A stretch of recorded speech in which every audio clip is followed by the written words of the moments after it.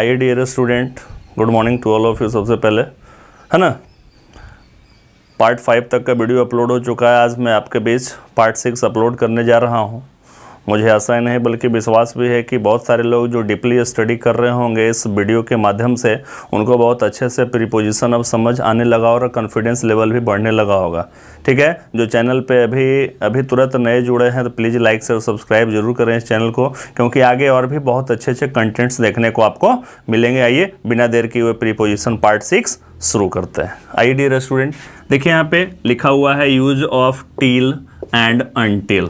कहता है टिल या अनटिल का प्रयोग तक, क्या होता है, तक के अर्थ में एंडिंग टाइम यानी लास्ट समय के पहले होता है, जबकि स्टार्टिंग टाइम के पहले फ्रॉम का प्रयोग होता है। Shreshth Suman works in the office from 9 AM till 3 PM, है ना।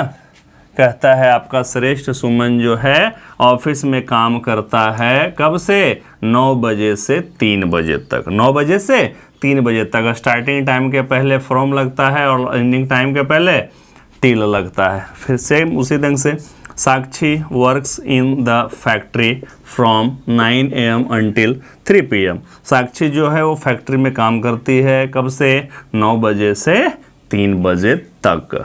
ठीक है, तो टिल एंटिल एक दूसरे के बदले प्रयोग किए जा सकते हैं। कहता है नेक्स्ट में कि एक पॉइंट है थोड़ा सा यहाँ पे देखिए हाईलाइट किया गया है इसको। ठीक है, कहता है टू का प्रयोग भी एंडिंग टाइम के पहले तक के अर्थ में होता है, जैसे she works in the company from 8 AM to 3 PM, उसको भी हम लोग यूज कर सकते हैं, वो गलत आपका नहीं होगा। नेक्स्ट पॉइंट कहता है आपका use of in front of. In front of का मतलब तो आप जानते हैं के सामने होता है। इन फ्रंट ऑफ का प्रयोग सामान्यतः के सामने के अर्थ में होता है। यह सामान्यतः वस्तु के लिए प्रयुक्त होता है। ये कब प्रयुक्त होता है, कोई चीज को डिनोट करना हो उसके लिए होता है। कहता है there is a tree in front of my house, मेरे घर के सामने एक वृक्ष है। There was a beautiful garden in front of my school, मेरे स्कूल के सामने एक सुंदर सा बगीचा था। आइए नेक्स्ट पॉइंट की ओर चलते हैं, नोट कीजिए इसको। आइए डियर स्टूडेंट नेक्स्ट पॉइंट की ओर चलते हैं। नोट इन फ्रंट ऑफ का नोट है, ये क्या देखते हैं। इन फ्रंट ऑफ तथा बिफोर का प्रयोग के सामने के अर्थ में इस प्रकार भी होता है। Sameer Ranjan is standing in front of me in the Q, Sameer Ranjan जो है कतार में पंक्ति में मेरे सामने खड़ा है। Piyush Mohan is standing before me in the Q, Piyush Mohan जो है कतार में पंक्ति में मेरे सामने खड़ा है। इन फ्रंट भी कर सकते हैं और बिफोर भी कर सकते हैं। अब नेक्स्ट पॉइंट की ओर चलते हैं हम लोग। Use of around and round. कहता है अराउंड का प्रयोग बाहर से चारों ओर, यहाँ वहाँ, बहुत स्थानों में तथा के विभिन्न भागों में के अर्थ में होता है। जैसे दे वर सीटिंग अराउंड द गार्डन, यानी वे लोग जो थे है ना बगीचे के विभिन्न भागों में बैठे हुए थे। Stop walking around and start some business, यहाँ वहाँ टहलना बंद करो और कोई व्यापार प्रारंभ करो। रूल 2 कहता है जबकि राउंड का प्रयोग, है ना, यहाँ पे राउंड तो विभिन्न भागों है ना, यहाँ वहाँ बहुत स्थानों में तथा विभिन्न भागों में के अर्थ में होता है, लेकिन राउंड जब आ गया कहता है जबकि राउंड का प्रयोग चारों ओर के अर्थ में वृत्ताकार पथ तथा वक्राकार पथ के लिए होता है। ऐसे we were sitting round the dining table, हम लोग डाइनिंग टेबल के चारों ओर बैठे हुए थे। The earth moves round the sun, पृथ्वी सूर्य के चारों ओर चक्कर लगाती है। आइए नेक्स्ट पॉइंट की ओर चलते हैं। आइए डियर स्टूडेंट रूल 3 देखते हैं। कहता है अराउंड का प्रयोग लगभग के अर्थ में होता है, जैसे there were around 40 students in the class, वर्ग में लगभग 40 स्टूडेंट्स यानी छात्र थे। अब इसका प्रयोग समाप्त। अब हम लोग चलते हैं यूज ऑफ एमिड और एमिड्स्ट। कहता है रूल 1 एमिड या एमिड्स का प्रयोग के बीच में यानी इन द मिडिल ऑफ के अर्थ में प्लेस को सूचित करने के लिए किया जाता है। जैसे beautiful girl was sitting एमिड amidst the young, एक सुंदर लड़की जवान व्यक्तियों के बीच में बैठी हुई थी। प्लेस हो रहा है यहाँ पे। Next, there was a small cottage, कुटिया जिसको बोलते हैं झोपड़ी, एमिड या एमिड्स द बिल्डिंग्स, मकानों के बीच में एक छोटी झोपड़ी थी। रूल 2 कहता है अनकंटेबल नाउंस के पहले के बीच में के अर्थ में एमिड या एमिड्स का प्रयोग होता है, ना कि एमंग और एमंगस्ट का। जैसे ऑनेस्टी इज यूजलेस, है ना, honesty is useless, amid amidst dishonesty, ईमानदारी बेईमानी के बीच में व्यर्थ या बेकार होती है। ठीक है, ईमानदारी बेईमानी के बीच में व्यर्थ या बेकार होती है। चाहिए नेक्स्ट पॉइंट की ओर चलते हैं हम लोग, जल्दी जल्दी नोट कीजिए। आइए डियर स्टूडेंट, देखते हैं अब use of up and down.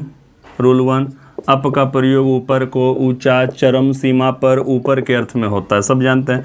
He got up to ask a question, है ना, वह क्वेश्चन पूछने के लिए ऊपर उठा, तो यहाँ पे अप का मतलब ऊपर को।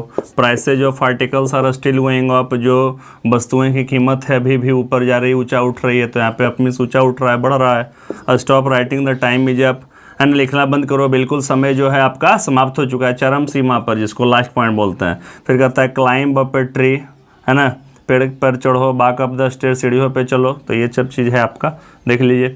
फिर कहता है phrases, English meaning Hindi meaning, up and down का English meaning to and fro होता है, और इसका मतलब हिंदी में इधर उधर। अप्स एंड डाउन्स यानी चेंजेज ऑफ फॉर्च्यून, इसका इंग्लिश मीनिंग हिंदी में होता है भाग्य का उत्थान पतन। फिर है on the up, English meaning frank honest sincere, जिसका मतलब ईमानदार और सच्चा होता है। अप विथ अप विथ का मतलब होता है टू रेज यानी उठाना और उभारना। आइए नेक्स्ट पॉइंट की ओर चलते हैं हम लोग जल्दी। आइए डियर स्टूडेंट, देखते हैं रूल 2 कहता है डाउन का प्रयोग नीचे, उतराव, गिरावट के अर्थ में होता है। जैसे the sun has gone down, नीचे चला गया है सन। जंप डाउन केयरफुली, नीचे ध्यानपूर्वक कूदो। सिट डाउन प्लीज, कृपया नीचे बैठ जाओ। He was walking down the street, है ना, वह गली के नीचे चल रहा था।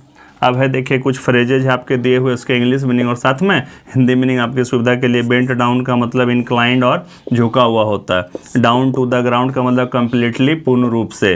Down to the present day, up to this day, आज तक। To get down to descend होता है, इसका इंग्लिश मीनिंग उतरना। To hiss down to silence यानी चुप करना। नेक्स्ट पॉइंट है यूज ऑफ थ्रू, कहता है थ्रू का प्रयोग बाय मीन्स ऑफ के माध्यम से के अर्थ में होता है। जैसे I knew it through a newspaper, मैंने इसे है ना न्यूज़पेपर समाचार पत्र के माध्यम से जाना। आइए नेक्स्ट पॉइंट की ओर चलते हैं, बिल्कुल आसान हो जाएगा आपका, लगातार करते रहेंगे तो, है ना, बहुत अच्छा समझ में आना हो जाएगा। आइए डियर स्टूडेंट, रूल 2 कहता है थ्रू का प्रयोग from one side to the other, यानी इस पार से उस पार तक, आर पार के अर्थ में होता है। जैसे the beggar went through the market, यानी बेगर जो था स्टार्टिंग से होकर लास्टिंग यानी मार्केट पार कर गया, है ना। Can you see through a glass, क्या तुम शीशे से देख सकते हो। रूल 3 कहता है थ्रू का प्रयोग from beginning to the end, यानी शुरू से आखिर तक के अर्थ में होता है। People got bored and could not sit through the night, है ना, पीपुल पूरे रात बोर हो गए और रात भर बढ़िया से बैठ नहीं सके। नोट 1 कहता है गेट थ्रू का मतलब परीक्षा में उत्तीर्ण होना। दे गोट थ्रू द एग्जामिनेशन, है ना, वे लोग परीक्षा में उत्तीर्ण हो गए। नंबर 2 है गो थ्रू का मतलब अनुभव करना। He went through many difficulties. Number 3 all through the year, सालों भर। नंबर 4 थ्रू लाइफ, जीवन भर। रूल 4 कहता है जबकि थ्रू आउट का प्रयोग इन एवरी पार्ट ऑफ, प्रत्येक स्थान पर, हर जगह के अर्थ में होता है। He was with me through out the day, वह मेरे साथ पूरे दिन भर था। ठीक है, तो डियर स्टूडेंट, कैसा लगा वीडियो, लास्ट तक देखेंगे तो बहुत अच्छा लगा होगा। एक से बढ़कर एक पॉइंट का यहाँ पे सिलेक्शन किया गया ताकि आगे आपको एग्जाम में कोई दिक्कत ना हो। अभी तक अगर चैनल को सब्सक्राइब नहीं किए तो प्लीज़ लाइक और सब्सक्राइब करें। हम लोग नेक्स्ट पार्ट में मिलते हैं, तब तक के लिए धन्यवाद।